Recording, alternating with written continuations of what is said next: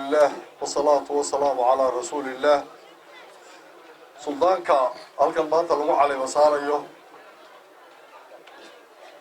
dhammaan salaadiinta goobjoogga ah iyo madaxdhaqameedka kale iyo cuqaasha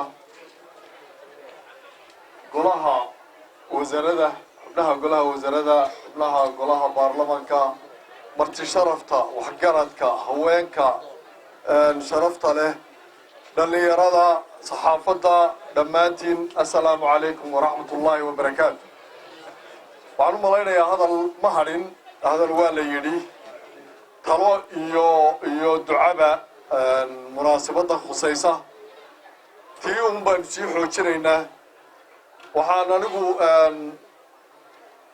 kula dardaarmayaa suldaanka horta marka hore uu ducaynaynaa in ilaahay uu xilkaa weyn ee loo gartay ee aanu isagu doonan ee loo magacaabay ee loo dortay ee beeshiisaasi u soo xulatay in ilaahay ku asturo ilaahay baynu uga baryaynaa suldaanow waxaa halkan jooga oo degmadan kugu soo dhaweynaya degaanka ku magacaabay ee ku xushay oo rag iyo dumarba leh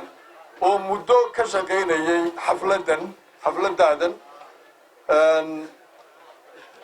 waxa ay maalmo kollayba wiig ugu yaraan ka shaqaynayeen oo u diyaar garoobayeen xafladaadan inay dhacday iyo caleemasaarkaagani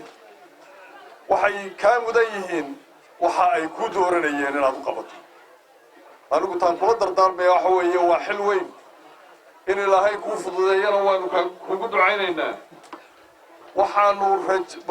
ilaahay ka baryaya inaad noqoto sidaa ay kuugu shaqaynayeen sidaa lagaaga yimid daafaha somalilan sidaa laguu sharfay in ilaahay uu kuu garto xilkaas inaad u gudato adiguna ka wanaagooda iyo dantooda iyo wixii iyaga dan u ah iyo nabadooda inaad uga shaqayso inaad taa maanka ku hayso oo sidaa maanta habeena lagugu soo jeeday aada ugu soo jeedo dantooda ayaanu kaa rajeynaa insha allahu tacaala waxaan kaga baxayaa nabadda laga warramay ee laga hadlay ee ay unkeen iyadoo in badan laga shaqaynayey dhowrkaa sannadoodba dawlad iyo shicib iyo madaxdhaqameedba laga shaqaynayey maanta ay u guntadeen labada boqorka iyo suldaankaasi ay bilaabeen ahalkii iyo tolkii ay dee ka soo jeedeen ee dhibaatadu ka dhaxaysayna ku garab galay inaynu dhammaanteen la garab galno oo weelayno oo ka dhabayno oo aynu adkayno ayaa iyadana laynaga sugayaa shicib iyo dawladba ilaahayna haynoo islaaxiyo nabadda iyagana xasanaadka miisaanka xasanaadka ilaahay ha ugu daro tacabkoodana tacabka saaray alla kama dhigo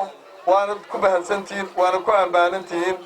waanaanu idinku hambalyeynaynaa waana ku ducaynaynaa in ilaahay tacabkaas tacab xasila alla ka dhigo nabaddaasina inoo cidhanto waxaan kaga baxayaa dhammaanteen ilaahay cirka madar khayr qaba haynaga siiyo ilaahay nabaddana haynoo hirgeliyo haynoo adkeeyo suldaanka aynu maanta buqraynana suldaan khayr qaba oo aynu ku qabowno allah haynooga dhigo wasalaamu calaykum waraxmatullaahi wabarakaatu